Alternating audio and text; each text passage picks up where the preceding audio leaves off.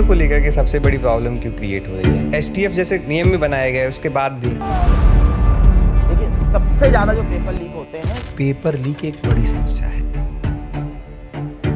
और मुझे लगता है हमने जो भी बिल पास किया है पिछले वर्ष, उसमें कानून के सिकंजे को मजबूत किया गया है। गुस्सा सर यहाँ से है ना कि आज के टाइम पे पेपर लीक हो गया, प्रूफ हो गया, उसके बाद भी कोई एक्शन किसी के ऊपर अभी तक नहीं लिया गया। तो प्रॉपर इन्वेस्टिगेशन उसमें चल रही है, पार्लियामेंट्री कमेटी भी बनी हुई है जो अपना काम कर रही है। निश्चित तौर पर उसके बाद जो एक्शन होंगे वो ऐसे एक्शन होंगे जो नजीर बनेंगे। न्यू एजुकेशन पॉलिसी तो आ गया, लेकिन कई सारे स्कूल्स में टीचर्स ही नहीं है। मैं एक्सेप्ट करता हूँ आपकी बात को कि हाँ, कमियां कहीं ना कहीं जरूर है और हम ये नहीं कह रहे हैं कि हम पर्दा नहीं डाल रहे हैं, हम ये कह रहे हैं हम कमियों को दूर करने का प्रयास कर रहे हैं। टीचर्स रिक्रूटमेंट हुए हैं, शिक्षा मित्र भी हैं, वहाँ पर 4-5 टीचर हैं, हम ये शॉर्टेज है, इसको पूरा करना है। सर प्राइमरी स्कूल को अगर हम देखेंगे तो बहुत सारे स्कूल ऐसे हैं जो केवल शिक्षा मित्र के दम पे चल रहा है। कमियां हैं, उनको पूरा करना है। मर्जर की स्कीम बीच में आई तो मर्जर की स्कीम भी आई तो गलत मिसइंटरप्रेट हो गई।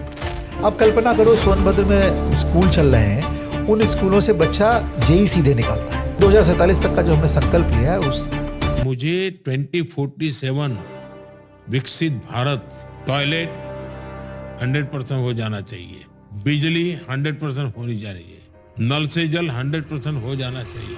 वहाँ तक जाते जाते मुझे लगता है सारी चीज़ें वैसी होंगी जैसा लोग चाहते हैं। सर आपने एक ट्वीट किया था, हर मस्जिद मजार दरगाह की यही कहानी, नीचे दबी है हिंदुत्व की निशानी। आपकी संस्था में मुस्लिम भी पढ़ रहे होंगे, अगर ऐसे बयान वो देखते होंगे आपकी क्या छवि उनके? देखिए, निश्चित तौर पर मेरे विद्यालय में बहुत सारे मुस्लिम भी पढ़ते हैं, मुझे नहीं लगता कहीं कोई भेदभाव महसूस करता है। लेकिन जहाँ तक हमारी अपनी अस्मिता की बात आएगी तो निश्चित तौर पर हम उस अस्मिता के साथ खड़े हों। विपक्ष ने मुद्दा उठाया लेकिन उसको पूरी तरीके से टैकल भी नहीं किया। NEET is not a professional exam, NEET is a commercial exam. पूरे के पूरे एग्जाम को आपने सेंट्रलाइज किया, हजारों करोड़ रुपए बन रहे हैं। नीट में एक स्टूडेंट एक्सेलेंट स्टूडेंट हो सकता है, मगर अगर उसके पास पैसा नहीं है मेडिकल कॉलेज में नहीं जाए। वो पूरा का पूरा एग्जाम अमीर बच्चों के लिए बनाया गया। अब तो आप अच्छा काम करिए, चाहे जितना अच्छा काम कर डालिए, थोड़ा अच्छा करिए, ज़्यादा अच्छा करिए, बहुत अच्छा कर डालिए, विपक्ष को विरोध ही करना है। हम लोकतांत्रिक देश हैं, जितनी जनता की जिम्मेदारी हमारी है उतनी जनता की जिम्मेदारी विपक्ष की भी है। विधान परिषद में आपने एजुकेशन पे बहुत सारे क्वेश्चंस भी उठाए हैं, तो आप कैसे पूरा होते हुए देख रहे हैं? अभिभावक अपनी मेहनत से उसका बच्चा जो चाहे, जैसे कपड़े पहनना चाहे वो पहना सकता था, लेकिन उसका बच्चा जो पढ़ने चाहे वो नहीं पढ़ा सकता था क्योंकि हमारे एजुकेशन पॉलिसी में नहीं था। पॉलिसी का परिवर्तन हुआ तो वही जैसे ही उधर एजुकेशन पॉलिसी परिवर्तन हुआ 10+2 तक, वैसे ही परिवर्तन हायर एजुकेशन में। हेलो एवरीवन, मैं हूं प्रशांत और प्रशी टॉक के एक और एपिसोड में आपका बहुत बहुत स्वागत है। आज के इस एपिसोड में हमारे गेस्ट हैं लखनऊ के सम्मानित एमएलसी इंजीनियर अवनीश कुमार सिंह जी, जिनसे हम बात करेंगे इनके लंबे राजनीतिक करियर के बारे में, यूपी के डेवलपमेंट में सर की क्या सोच है, ऐसे बहुत सारे टॉपिक के बारे में आज के पॉडकास्ट में हम डिस्कस करने वाले हैं। बिना किसी देरी के मिलते हैं इंजीनियर अवनीश कुमार सिंह जी से। सर बहुत बहुत स्वागत है आपका हमारे पॉडकास्ट में। बहुत धन्यवाद आपका, बहुत बहुत धन्यवाद। सर यूजुअली पॉलिटिक्स में अच्छे पढ़े लिखे लोग नहीं मिलते हैं। आप IIM कैलकाटा से आपने अपनी एजुकेशन को कंप्लीट किया, उसके बाद आपने समाज सेवा को क्यों चूज़ कर लिया? ये सवाल होना भी चाहिए आपका, और मुझे लगता है पॉलिटिक्स का सिनेरियो 2014 के बाद बदला है जी।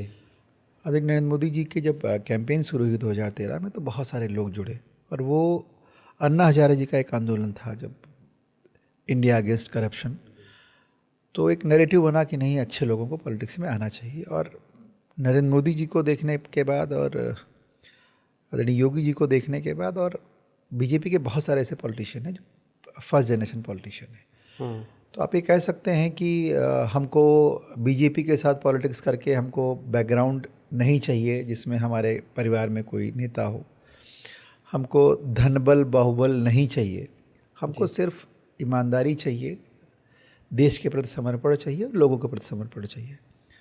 तो राजनीति में तो अब लोग अलग तरीके के दिखते हैं और परिवर्तन भी शायद आप अगर विजिबल देखना चाहेंगे तो विजिबल परिवर्तन है। बहुत सारे लोग मिलते हैं पॉलिटिक्स में जो टेक्निकल बैकग्राउंड से आए हैं, अच्छी बैकग्राउंड से आए हैं, समाज में कुछ करना चाहते थे। तो वैसे ही हमारा पॉलिटिक्स में आना एक अलग है जी। मेरे फादर एजुकेशनिस्ट थे, कॉलेजेस चलाते थे, मैंने इंजीनियरिंग कंप्लीट की, उसी समय मेरी फादर की अचानक से डेथ हो गई। तो एक लाइफ लगी थी एजुकेशन इंस्टीट्यूशंस को बनाने में। मुझे लगा कि ये बेहतर यही होगा कि मैं इसी दिशा में आगे बढ़ूं, और ये जो हमारा मेरे पिताजी का सपना था कि मेरे गांव के लोग, मेरे आसपास के लोग पढ़ लिख जाएं, उनको रोज़गार भी मिले और अच्छे पढ़े लिखे लोग आगे बढ़ें। मैं ये कह सकता हूँ कि मैंने उनके सपने को अपना सपना बनाकर और उस दिशा में चलना प्रारंभ कर दिया। धीरे धीरे समय परिवर्तित होता गया। संघ की पृष्ठभूमि मेरी थी, मेरे परिवार के लोग संघ में थे। संघ के लोगों के साथ संपर्क में आते आते बीजेपी के संपर्क में आ गया, और बीजेपी ने मुझे अवध क्षेत्र का उपाध्यक्ष बनाया पहले, और उपाध्यक्ष बनाने के बाद फिर पार्टी ने मुझे स्नातक एमएलसी का टिकट दिया। मैंने चुनाव लड़ा, और सबके सहयोग से, पार्टी के कार्यकर्ताओं के सहयोग से, जनता के सहयोग से, सभी स्नातकों के आशीर्वाद से मैं विधान परिषद पहुंचा, और पिछला लगभग 5.5 साल अपने दायित्वों का निर्वहन करने का प्रयास कर रहा हूँ। विधान परिषद में आपने एजुकेशन पे बहुत सारे क्वेश्चंस भी उठाए हैं, तो आप कैसे पूरा होते हुए देख रहे हैं? देखिए, विधान परिषद में मेरा जाना और ग्रेजुएट्स का प्रतिनिधि बनकर जाना, मुझे लगता है कि मेरा सौभाग्य था कि मैं पढ़े लिखे लोगों का प्रतिनिधित्व करूँ वहाँ पर। और 2 सदन हैं अपने, विधानसभा और विधान परिषद। तो विधान परिषद का बेसिकली जो कैसे बनती है विधान परिषद, 8 लोग चुनकर जाते हैं ग्रेजुएट से, 8 लोग चुनकर जाते हैं शिक्षकों से, 38 लोग चुनकर जाते हैं माननीय विधायकों से, 36 लोग चुनकर जाते हैं निकाय के प्रतिनिधियों से, और बाकी जो 10 बचते हैं माननीय महामहिम नॉमिनेट करते हैं। मैं उन 8 में से एक हूँ। और उत्तर प्रदेश की इस लखनऊ स्नातक खंड में 7 जिले आते हैं। जो मैं लखीमपुर से शुरू करूँ तो लखीमपुर, सीतापुर, हरदोई, रायबरेली, बाराबंकी, लखनऊ और प्रतापगढ़। ये पूरा एक क्षेत्र बनता है जिसको स्नातक खंड कहते हैं, और ये 53 विधानसभा हैं और 13 पार्लियामेंट्री कॉन्स्टिट्यूंसी को मिलकर ये पूरा ग्रेजुएट कॉन्स्टिट्यूंसी बनती है। दायित्व तो आ गया, आपने चुन लिया मुझे, तो एक जो अधिकार दिया सदस्य विधान परिषद का, उसके नाते बहुत सारे कर्तव्य मेरे पास आ गए। इतने सारे लोगों को बीच में जाकर उनको जस्टिफाई करना, तो पॉलिसी मेकिंग चूँकि विधान परिषद का बड़ा दायित्व है, तो पॉलिसी मेकिंग करके ही हम इम्पैक्ट डाल सकते थे। तो मुझे लगा कैसे होना चाहिए, तो मैं एक प्राइवेट मेंबर बिल लेकर आया विधान परिषद में। और मुझे लगता है विधान परिषद के इतिहास में मेरा दूसरा प्राइवेट मेंबर बिल था। हम सब अनुभव करते हैं, आप भी युवा हैं, आप अनुभव करते होंगे कि बहुत सारी जगह नैरेटिव चलता है कि हमारे पास यूथ ऐसा है, बहुत सारी यूथ पावर है, और वो अनएम्प्लॉयबल यूथ रहता है, अनप्रोडक्टिव यूथ की बात लोग करते हैं। तो लोग जब इस बात को करते हैं तो मुझे बड़ा दर्द होता था अंदर से। हम अपने युवा को ऐसा कैसे कह सकते हैं? तो हमें कहीं ना कहीं पॉलिसीज़ में चीज़ों को परिवर्तन करना चाहिए और पॉलिसीज़ में वो लेकर आना चाहिए। एजुकेशन सिस्टम ने हमको एनईपी के आने के बाद लिबर्टी दी काम करने की। एनईपी के पहले तो लिबर्टी थी नहीं, एक सिस्टम था, भाई आपको बीएससी करना है तो आप तो फिजिक्स केमिस्ट्री मैथ वाली साइड ले लीजिए या बायो वाली साइड ले लीजिए। आपके पास विकल्प नहीं थे, और विकल्पहीनता की वजह से आप क्या करते थे, आप और विकल्प एनईपी ने हमको यही नहीं दिया, हमको नीचे भी विकल्प दे दिया, यानी कि हाई स्कूल इंटर से हमको विकल्प दे दिया। और अभिभावक की मजबूरी है कि भैया उसको नंबर चाहिए। अगर आप स्पोर्ट्स के मार्क्स नहीं दे रहे हो, अगर आप हमारी वो एक्टिविटी जो मैं साइंस की एक्टिविटी करता हूँ उसके मार्क्स नहीं दे रहे हो, तो मेरे लिए वो बेकार है। को कैलकुलर एक्टिविटी में वो एक्टिविटी हो जाती है और उसका कोई नंबर नहीं आता, ग्रेड का कोई मतलब नहीं है। तो अब एनईपी के आने के बाद क्या है कि ऐसे सारे कंपोनेंट्स को सिस्टम में लाया गया। सिस्टम में लाने के बाद उनकी ग्रेडिंग की गई।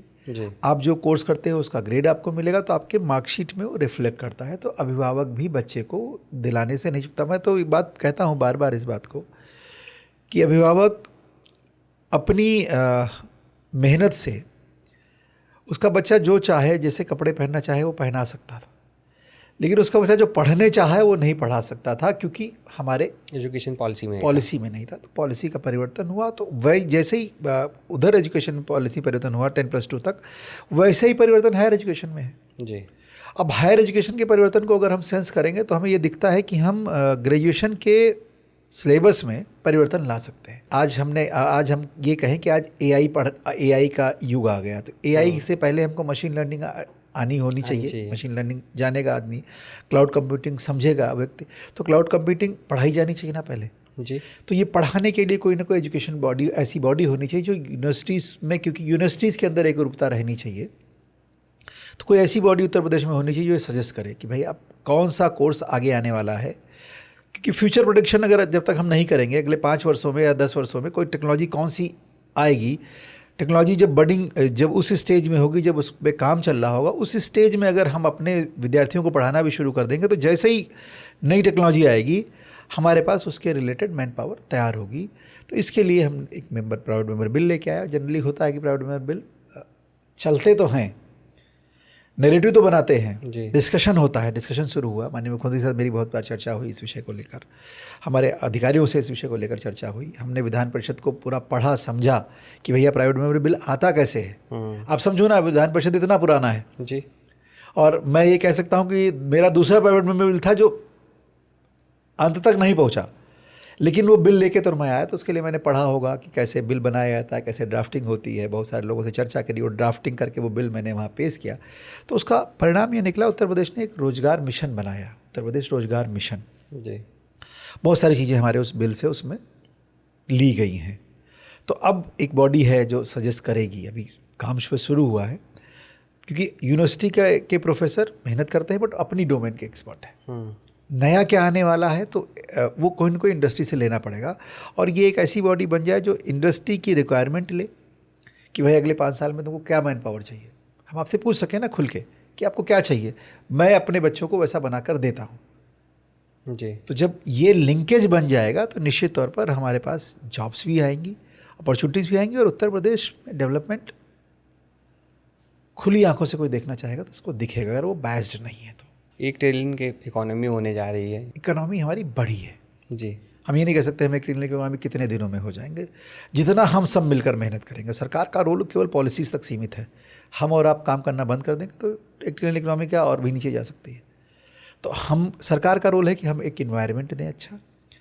इन्वायरमेंट का मतलब क्या है कि लोग सेफ़ महसूस करें, अपने आप को सुरक्षित महसूस करें, जिसने इन्वेस्टमेंट किया है वो अपने इन्वेस्टमेंट को सेफ़ महसूस करे, और जब लोग कोई काम करना चाहें तो बैरियर, सरकारी बैरियर कम से कम मतलब रेड टेपिज्म धीरे धीरे कम हो। तो सरकार ने पोर्टल बना के प्रयास किया, 30,000 करोड़ 60,000 करोड़ का इन्वेस्टमेंट हमारा धीरे धीरे मूर्त रूप ले रहा है। तो जब इन्वेस्टमेंट आएगा और वो विजिबल है जी, मीन्स अगर आप देखना चाहेंगे तो हरदोई से लखनऊ की तरफ आइए तो संडीला के आसपास आपको बड़ी बड़ी फैक्ट्री दिखेंगी। जो लैंड, मैं बचपन से उसी रास्ते से गुजरता हूँ, जो लैंड मैं देखता था कि वहाँ बंजर टाइप की पड़ी हुई है, वहाँ आज बड़ी फैक्ट्रियाँ दिख रही हैं जी।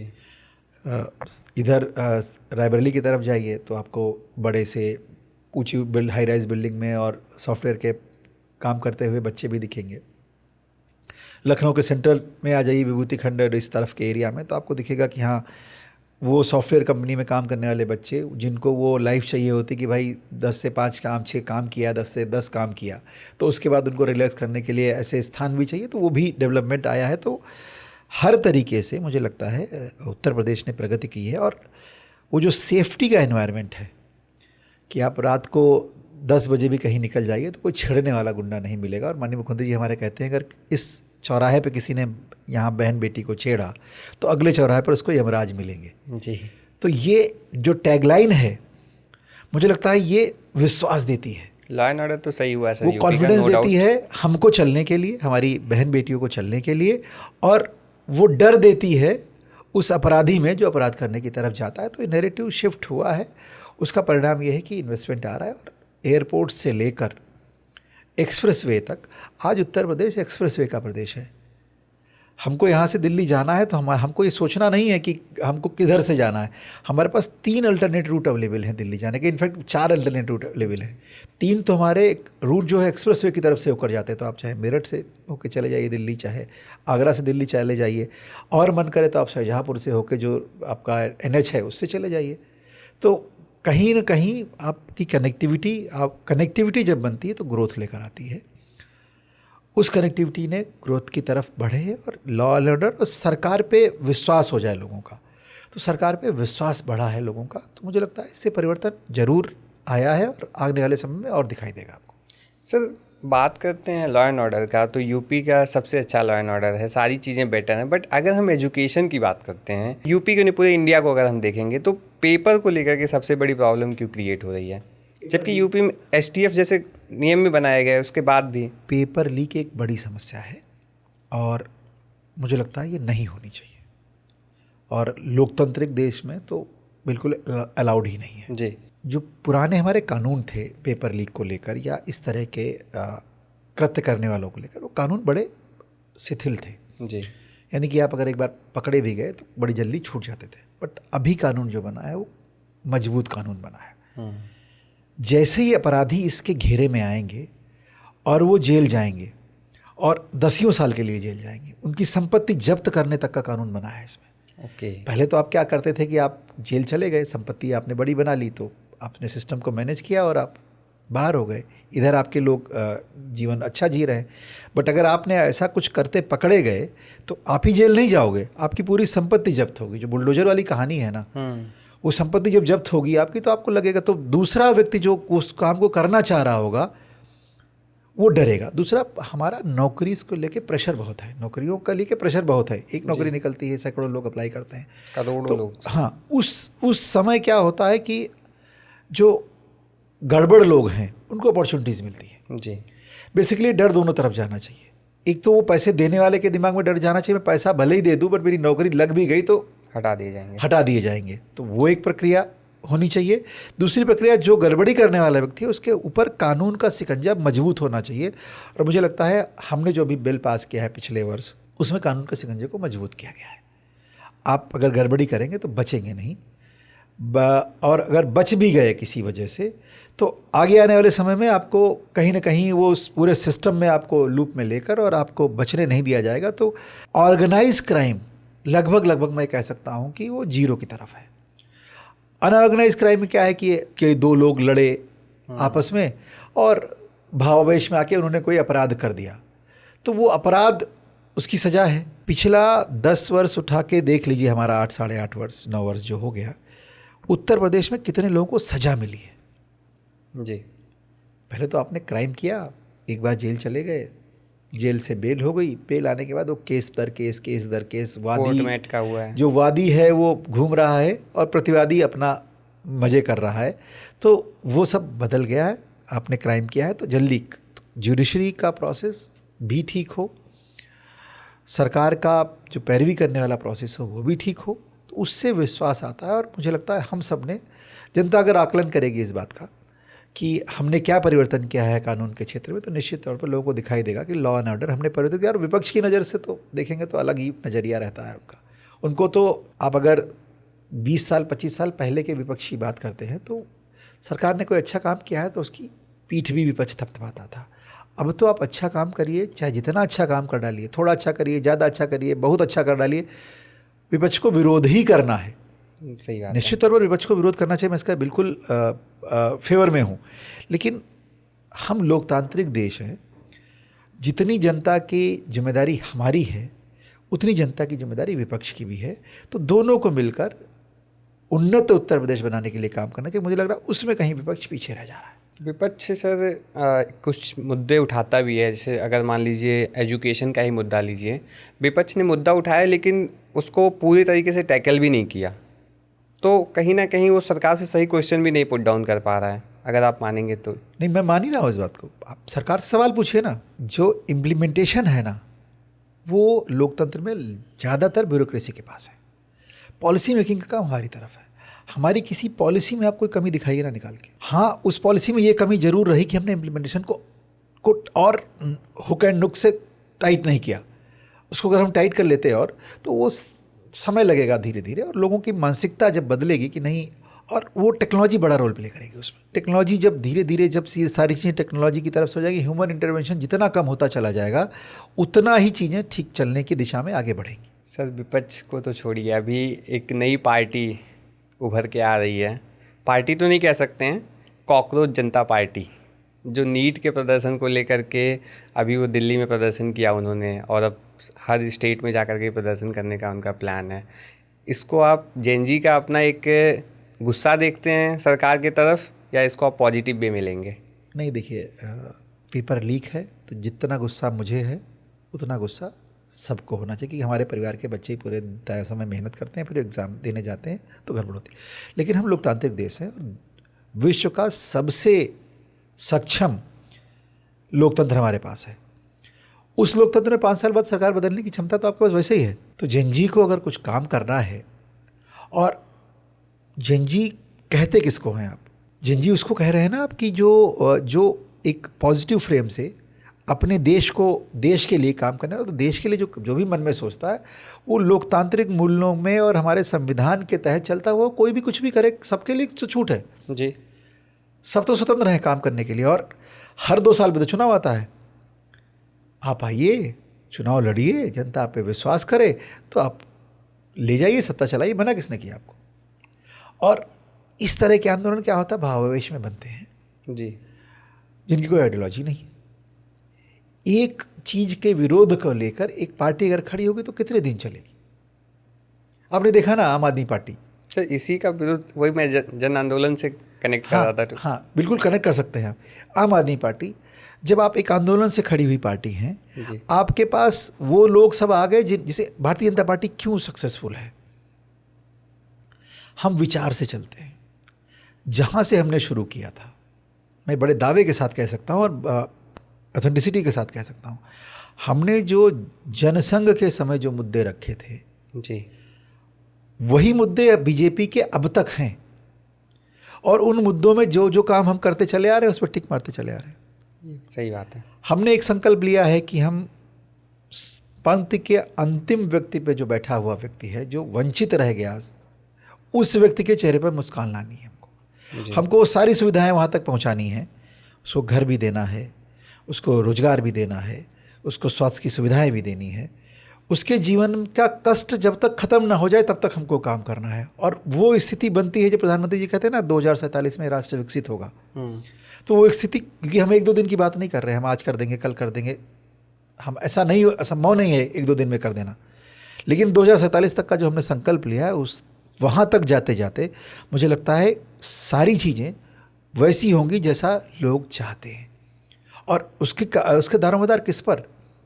उसका दारोमदार जनजी पर जी, कि आप अपने अधिकार को तो समझिए, लेकिन अधिकार के साथ साथ आपका इस राष्ट्र के प्रति क्या कर्तव्य है, दोनों को बैलेंस करके चलना पड़ेगा। अधिकार और कर्तव्यों का जहाँ बैलेंस होना शुरू हो गया, निश्चित तौर पर बहुत अच्छा रिजल्ट आने वाला है और भारत प्रगति के पथ पर चल चुका है। गुस्सा सर यहाँ से है ना कि जब 2024 में वह पेपर लीक हुआ नीट का, तो क्या हुआ कि वहाँ के जो रेपुटेड जो पर्सन थे उनको सस्पेंड किया गया। आज के टाइम पे पेपर लीक हो गया, प्रूफ हो गया, री एग्ज़ाम का भी हो गया, उसके बाद भी कोई एक्शन किसी के ऊपर अभी तक नहीं लिया गया। देखिए, मैंने आपसे एक बात कही ना, action without investigation leads to stay in courts. तो प्रॉपर इन्वेस्टिगेशन उसमें चल रही है, पार्लियामेंट्री कमेटी भी बनी हुई है जो अपना काम कर रही है। निश्चित तौर पर उसके बाद जो एक्शन होंगे वो ऐसे एक्शन होंगे जो नज़ीर बनेंगे। नज़ीर शब्द एक होता है ना कि भाई ऐसा कोई गलत काम किया तो उसको ऐसी सज़ा दी जाए कि वो आगे आने वाली पीढ़ी में कोई ये सोच भी ना सके कि मुझे ये काम करना चाहिए और मुझे ये गलती करनी चाहिए। तो वैसा एक्शन होगा इस विषय पर। जब पूरा एविडेंस हो जाएगा तो निश्चित तौर पर एक्शन होगा। और जीरो टॉलरेंस है भारतीय जनता पार्टी की सरकार में, चाहे उत्तर प्रदेश में हो चाहे केंद्र की सरकार में हो। चोरी करते हुए अगर आप पकड़े गए तो छूटेंगे नहीं। सर हमारी मैक्सिमम ऑडियंस यूथ है, आपकी बात सुन रही है, और आप हाल ही में इलेक्शन में जा रहे हैं और एजुकेटेड लोगों से आपको वोट मिलना है। आप उनसे किस मुद्दे पे जा रहे हैं आपकी बार वोट मांगने? देखिए, मैं जिस मुद्दे पे पहले आया था उसी मुद्दे पर हूँ। हमें स्नातक क्षेत्र में लोगों के लिए काम करना है। हमारे जो पढ़े लिखे लोग हैं वो पेंशनर्स भी हैं, उनकी समस्याओं का भी निदान करना है। जो युवा है उसको रोजगार के साथ जोड़ना है। प्रधानमंत्री जी ने मुद्रा लोन की योजना लेकर आए, स्टार्टअप लेकर आए, बच्चों ने स्टार्टअप बनाए हैं, काम किया है उसमें। सीएम या उद्यमी की योजना माननीय मुख्यमंत्री जी 5 लाख रुपए का लोन दे रहे हैं। आप कोई काम करना चाहिए, आप स्टूडियो बनाइए ना 5 लाख रुपए का लोन लेकर। 5 लाख रुपए में 50,000 रुपये सरकार सब्सिडी दे देगी आपको, और 4.5 लाख रुपए आपको वापस करने हैं, वो भी 4 साल में। 4 साल में करना है। और 4 दोस्त मिलकर कोई काम कर लीजिए तो आपके पास पैसा हो गया 20 लाख रुपए। मेरे पास उदाहरण है बाराबंकी का एक।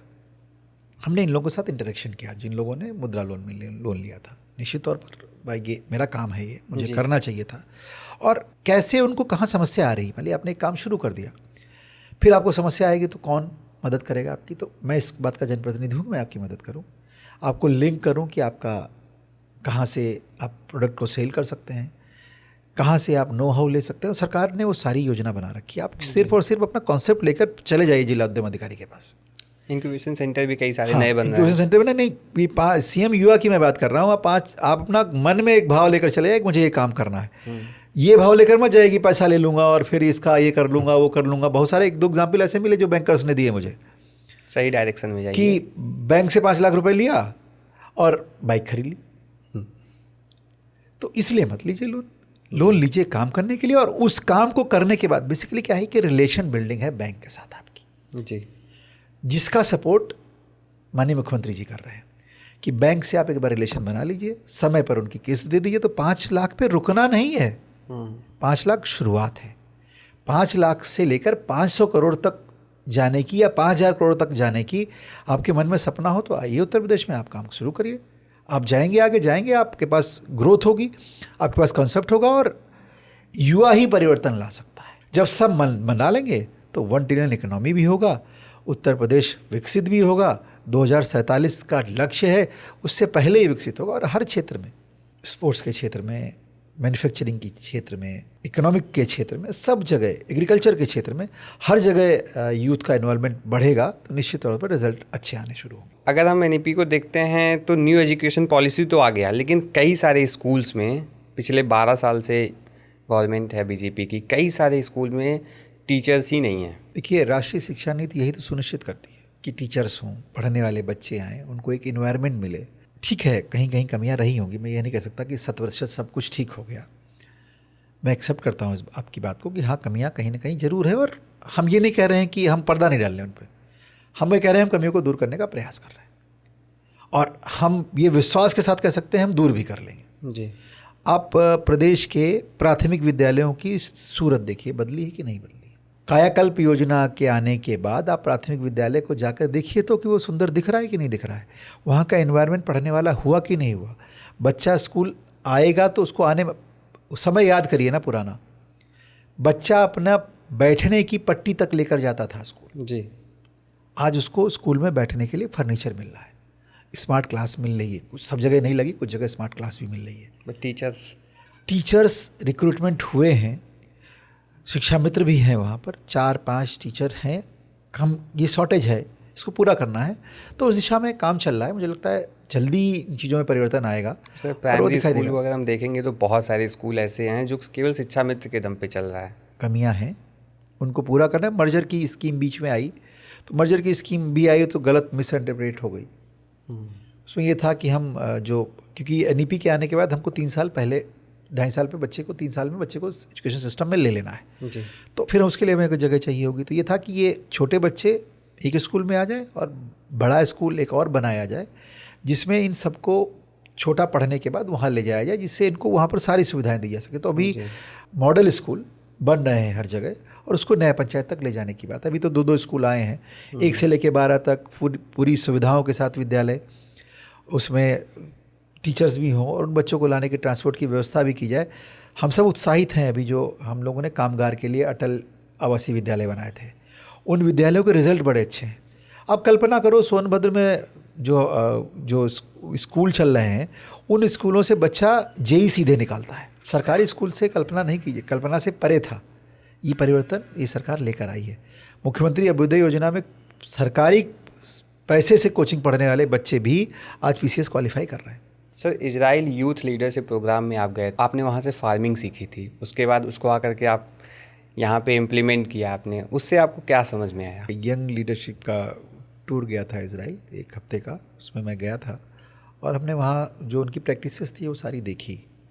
उनके यहाँ एक किब्बूत का कॉन्सेप्ट चलता है। जैसे हमारे यहाँ परिवार होता था ना, इजरायली तो बेसिकली यहूदी सारी दुनिया में थे, वो एक जगह आए तो क्या हुआ, क्योंकि परिवार तो सब बिखर गया था उनका, तो उन्होंने जो परिवार उनका बना साथ रह के उसी को परिवार माना। और वहाँ वो जैसे हमारे यहाँ होता था ना परिवार, तो मैं समझा बड़ा उस कॉन्सेप्ट को बड़े अच्छी तरीके से कि हमारे यहाँ अगर परिवार में 4 भाई बहन हैं, पिताजी के हमारे चाचा ताऊ ये वो सब, तो एक की जिम्मेदारी होती थी कि वो पढ़ाई देखता था, एक की जिम्मेदारी होती थी वो खेत पे जाके करता था, एक जिम्मेदारी ये होती थी वो जो फसल प्रोड्यूस हुआ उसको लाइजन करके उसको बेचने चला गया। तो यही पूरा सिस्टम उन्होंने किब्बूत के फार्म में बनाया और वहाँ से क्या हुआ, वहाँ टेक्नोलॉजी निकल कर आई। क्योंकि जब एक आदमी फुल कंसंट्रेट होकर कोई काम कर रहा है, उसके पास कोई दूसरा वो नहीं है, उसके बच्चों की केयर कोई दूसरा कर रहा है, उसकी और आवश्यकता की पूर्ति कोई और कर रहा है, तो ड्रिप इरिगेशन जैसे सिस्टम बना के लाए। तो हमने सबने वही देखा, पढ़ा, समझा और फिर मुझे लगा कि आत्मनिर्भर बनाने के लिए एग्रीकल्चर से बड़ा कोई डोमेन नहीं हो सकता। तो हमने उस पर काम शुरू किया, तो धीरे धीरे थोड़ा बहुत काम किया, ऑर्गेनिक फार्मिंग भी हमने शुरू कराई, तो वो सब चीज़ें थोड़ा करके आगे बढ़ती रहीं। सर, आपने एक ट्वीट किया था, हर मस्जिद मजार दरगाह की यही कहानी, नीचे दबी है हिंदुत्व की निशानी। आप एक संस्था रन कर रहे हैं, वहाँ पे अगर कोई मुस्लिम, आपकी संस्था में मुस्लिम भी पढ़ रहे होंगे, अगर ऐसे बयान वो देखते होंगे, आपकी क्या छवि उनके नज़र में बनती होगी? निश्चित तौर पर कम्युनल नहीं होना चाहिए जी, ठीक है, लेकिन अगर किसी ने हमारे किसी भी प्रतीक चिन्ह को केवल इसलिए दबाया हो कि हम गुलाम थे कभी, जी, तो गुलामी के सबूत कब मिटेंगे? कोई समय तो आएगा ना जब गुलामी के सबूत मिटेंगे ना। ऐसा तो होगा नहीं। 200 वर्ष पहले की भारत की कल्पना करके देखो, 200 वर्ष पहले भारत में क्या लैंड नहीं थी कहीं थी? तो मंदिर के ऊपर ही मस्जिद क्यों बनानी थी? इसलिए बनानी थी, मुझे जो लगता है कि हम आपको, क्योंकि आप हमारे गुलाम हो गए, हम आपको नीचा दिखा सकें। जहां आपकी आस्था जुड़ी है उस आस्था पे हम वार करें। बाहर के आक्रांता आए तो उन्होंने क्या किया? मंदिर उन्होंने हमारी वो सारी धरोहरों को, मंदिर ही नहीं है, हमारे विश्वविद्यालय तक तोड़े हैं उन्होंने, और हमारे ज्ञान को लेकर चले गए और हमें कह दिया कि बाद में हम अज्ञानी थे। भाई, भारतीयों से ज़्यादा ज्ञानी या भारत की जो संस्कृति है उससे समृद्ध संस्कृति किसी की और की थी नहीं जी। और हमको धीरे धीरे तो वो चिन्ह मिटने चाहिए। मेरे विद्यालय में बहुत सारे मुस्लिम्स भी पढ़ते हैं जी, मुझे नहीं लगता कहीं कोई भेदभाव महसूस करता है। लेकिन जहाँ तक हमारी अपनी अस्मिता की बात आएगी तो निश्चित तौर पर हम उस अस्मिता के साथ खड़े हों। और संस्थान जो हैं वो संविधान से चलते हैं। भारत संविधान को मानने वाला देश है जी। तो जब जो संविधान में है वैसा ही सब होगा। और भारतीय जनता पार्टी की सरकार 12 साल केंद्र में है। हमने मंदिर का निर्माण भी कराया तो कोर्ट के ऑर्डर के आने के बाद कराया, तो कैसे कोई ये आरोप लगा सकता है हमारे ऊपर? हम बहुत सहिष्णु देश हैं और हम सब वैसे ही हैं, उसी देश से जन्मे हुए हम सब लोग हैं, तो जा ही नहीं सकते उस तरफ। सर, काफ़ी कम नेता आजकल फिट दिखते हैं पॉलिटिक्स में, और अगर योगा की बात करें तो केवल एक दिन दिखता है, सारे पॉलिटिशियन एक दिन योगा करते हैं, बट मैं देख रहा हूँ आपके डेली इंस्टाग्राम पे पोस्ट आ रहे हैं योगा करते हुए। देखिए, प्रधानमंत्री जी ने फिट इंडिया का संकल्प लिया और निश्चित तौर पर मुझे ऐसा लगता है जब तक हम फिट नहीं होंगे, हम अपनी स्वास्थ्य की समस्याओं से ही अगर जूझते रह गए तो बाकी और समस्याओं से कौन जूझेगा? जी। तो सबसे पहले तो इसको ठीक करना है। तो मैं पिछले काफ़ी लंबे समय से योग के साथ जुड़ा और मुझे उसका रिज़ल्ट अच्छा लगा। तो अभी योग दिवस 21 जून को आना है, पूरी दुनिया योग दिवस मनाएगी और माननीय प्रधानमंत्री जी के प्रयासों से 190 देशों ने यूएन में सपोर्ट किया। तब अंतर्राष्ट्रीय योग दिवस भारत का कोई दिन जो पूरी दुनिया में मनाया जाए, मुझे लगता है अंतर्राष्ट्रीय योग दिवस पहला है। बाकी और सारे दिन कहीं टोबैको डे, कहीं ये डे वो डे सब करते हैं, जो वहाँ से आए वो हम मनाते चले आए, बट ये दिवस यहाँ से वहाँ जाना है। तो मुझे लगा कि इसको और भाई हर व्यक्ति का कंट्रीब्यूशन होना चाहिए कुछ ना कुछ। तो मेरा कंट्रीब्यूशन, मुझे लगा कि मेरा चुनाव क्षेत्र 7 जिलों का है। मैंने एक टैगलाइन उठाई, स्वस्थ स्नातक क्षेत्र और सक्षम स्नातक क्षेत्र, और अवनीश का संकल्प नाम से हमने इस काम को प्रारंभ कर दिया। जिस दिन हम लोगों ने चर्चा की उसके अगले दिन सुबह मैं किसी पार्क में था और वो जो लोग योग करते हैं उनके साथ जुड़कर अंतर्राष्ट्रीय योग दिवस के दिन की प्लानिंग कि जो योग का प्रोटोकॉल है आयुष मंत्रालय का, उसी प्रोटोकॉल पे हो। 40-45 मिनट का प्रोटोकॉल है और वो प्रोटोकॉल अगर एक बार आप कर लिए, जैसे मैं कर रहा हूँ, आज मेरा 12वां दिन था, ओके, तो मुझे लगता है कि मेरी सुबह बड़ी अच्छी हुई। और 450 किलोमीटर का चुनाव क्षेत्र है मेरा। जी। मैं रोज़ चलता हूँ सुबह से शाम तक, और शाम को आके सोने के बाद अगले दिन सुबह फिर किसी न किसी पार्क में 5:30 बजे होता हूँ। वो लखीमपुर का भी पार्क हो सकता है, वो लखनऊ का भी पार्क हो सकता है, वो हरदोई का भी पार्क हो सकता है। जैसे मैं आज हम लोग हरदोई हैं, कल सुबह हमारा हरदोई में योग का कार्यक्रम है, अगले 2 दिन बाद सीतापुर में है, उसके 2 दिन बाद हम बाराबंकी में हैं, उसके 1 दिन बाद हम प्रतापगढ़ हैं, उसके बाद वहाँ पर हैं हम रायबरेली हैं। तो कुल मिला के पूरे क्षेत्र में, और एक अच्छा मैसेज आ रहा है, बड़ा अच्छा महसूस हो रहा है। अच्छे लोग सुबह आते हैं योग करने, उनके साथ जब हम लोग योग करते हैं तो एक संकल्प तो ये आता है कि आप भी रोज़ करो। और उनको भी लगता है कि हमारे पास जो हमारा लीडर आया है वो उनके ही जैसा है। योग शिविर का उद्घाटन करके फीता काट के मैं नहीं जा रहा हूँ। मैं 40-45 मिनट आपके साथ योग की वो सारी क्रियाएं जो योग गुरु कराते हैं आपके साथ करता हूँ।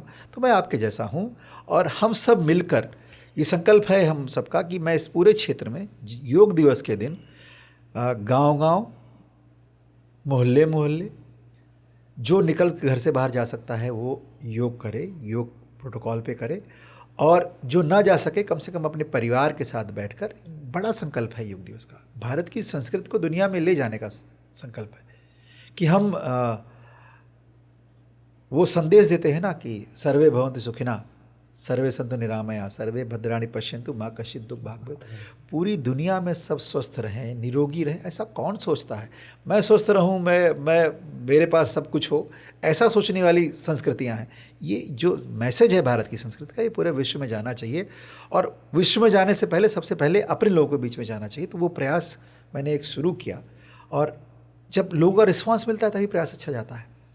मैं जाता एक पार्क में योग करने 10 लोग होते, तो फिर हो सकता है थोड़े दिन बाद मेरा, अब मैं योग करने जा रहा हूँ तो हमने शुरू किया था 25-50 लोगों से, अब मैं जहाँ जा रहा हूँ वहाँ कहीं 200 लोग हो रहे हैं, कहीं 300 लोग हो रहे हैं, कहीं 500 लोग हो रहे हैं, मुझे लगता है। और हम लोग 21 जून को जो योग दिवस का कार्यक्रम गंगागंज में रखा गया है, वहाँ पर हम 5000 लोग एक साथ योग करने वाले। तो एक ऐसा कार्यक्रम जो चला वो एक बड़े कार्यक्रम का स्वरूप ले ले। तो हम लोगों ने फिर ये भी प्लान किया कि 19 तारीख को हमने एक प्रोग्राम प्लान किया लखनऊ में, विश्वेश्वरैया हॉल में, कि जो लोग योग की ट्रेनिंग देते हैं, अब योग की ट्रेनिंग दे दिया, सुबह सुबह उठ के चला गया वो व्यक्ति, और जब तक आया तो सामान्य व्यक्ति हमारे साथ दिख रहा है, लेकिन वो योग की ट्रेनिंग जैसा बड़ा काम कर रहा है, तो उसको भी सम्मानित करना है। तो हमने एक वेबसाइट बनाई, उस पर योग गौरव सम्मान के नाम से हमने एक सम्मान 2026 के नाम से एक सम्मान का कार्यक्रम शुरू किया। उसमें हम लोग योग साधकों को, ऐसी संस्थाओं को अलग अलग 4-5 कैटेगरियों में, जो मेरी वेबसाइट पे अवेलेबल है avnish.in पे, आप जाकर वहाँ रजिस्टर करा सकते हैं। यूरी तय करेगी किसको सम्मान देना है, उन सारे लोगों को बुलाकर हम लोग यहाँ सम्मानित करेंगे। फिर उनको योग प्रोटोकॉल भी बताया जाएगा कि आपको योग दिवस के दिन ऐसे काम करना है। तो ये इनिशिएटिव चला, क्योंकि अच्छा चल गया, लोग जुड़ने लगे। कंटिन्यू रहेगा? हाँ, ये कंटिन्यू तो एनर्जी आ गई। 21 जून तक करेंगे, उसके बाद आगे देखते हैं कि कैसे करना है, क्योंकि अभी तो उसके बाद तुरंत चुनाव लड़ना है जी। तो वो जाके सुबह सुबह योग करना, लोगों के साथ लोगों को कन्विंस करना, वो सब काम चलता रहेगा एक साथ साथ। लेकिन योग मेरे जीवन में तो उतर गया। ओके। और मैं चाहूँगा जितने ज़्यादा से ज़्यादा लोगों के जीवन में योग उतर जाए उतना अच्छा है। तो निश्चित तौर पर ये संकल्प जो है मेरा आगे भी चलता रहेगा। सर, आप डेली लाइफ में एक्सरसाइज वगैरह करते हैं? योग कर रहा हूँ आजकल। तो योग के पहले वॉक करता था, पहले रनिंग करता था थोड़ी बहुत, फिर योग ज़्यादा समझ में आया। गर्मी जब ज़्यादा हो गई तो रनिंग करने में बहुत पसीना निकलता है, योग कर लीजिए सुकून से कहीं बैठ के, और मुझे लगता है उतनी ही फिटनेस देता है जितना आपको 1 घंटे की वर्कआउट के बाद मिलता है, उतना ही आप प्राणायाम करके सांसों को नियंत्रित करके मुझे लग रहा है पा सकते हैं।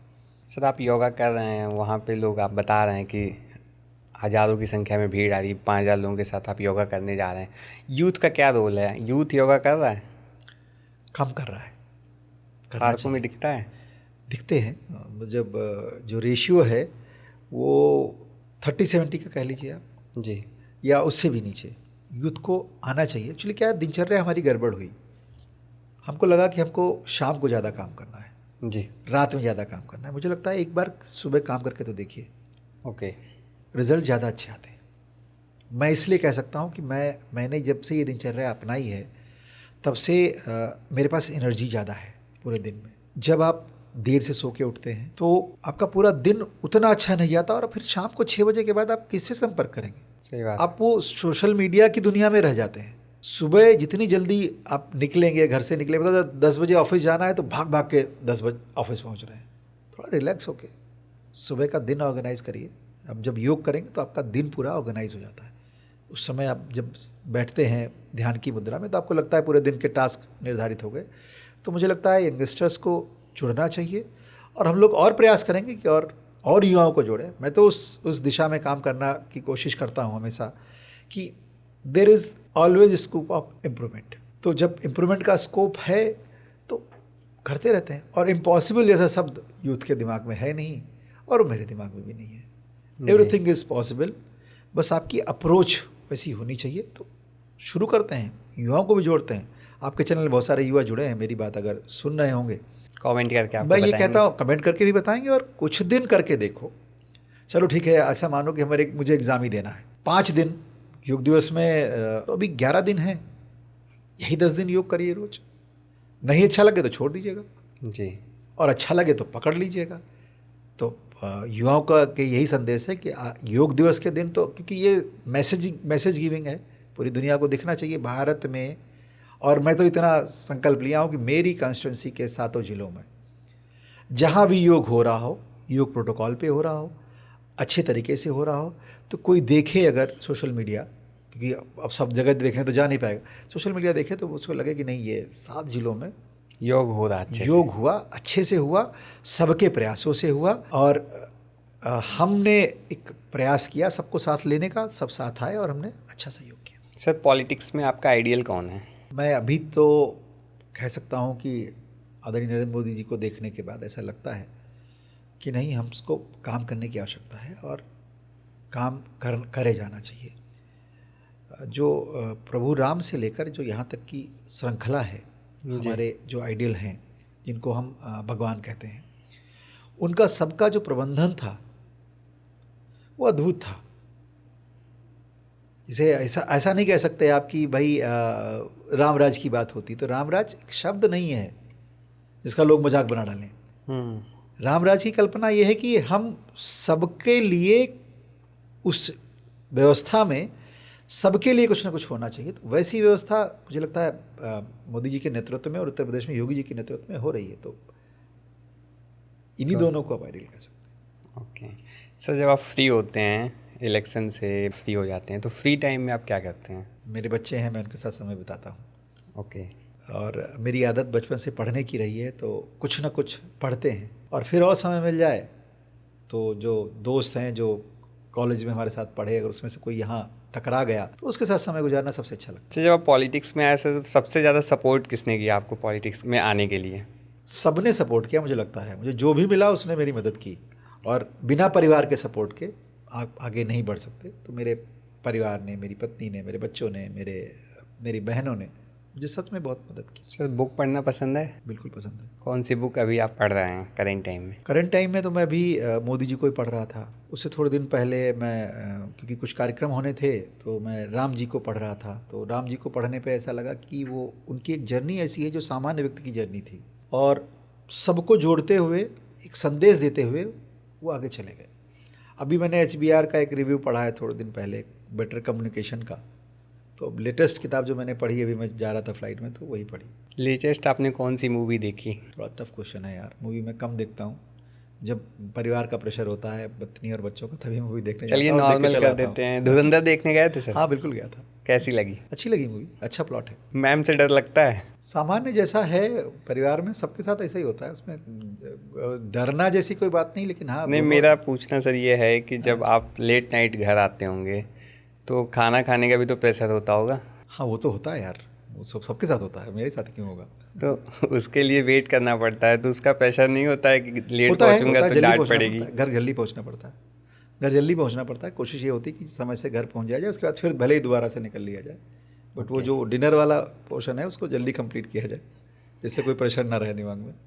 बहुत बहुत धन्यवाद सर। Thank you. अगर आपने इस पॉडकास्ट को यहाँ तक देखा है तो बहुत कुछ आपको जानने को मिला होगा सर की लाइफ के बारे में, सर का क्या विज़न है इसके बारे में। अगर सर से आप कुछ पूछना चाहते हैं तो कमेंट बॉक्स में आप अपना कमेंट छोड़ सकते हैं। हम सर से कोशिश करेंगे कि उसका रिप्लाई करें। बहुत बहुत धन्यवाद।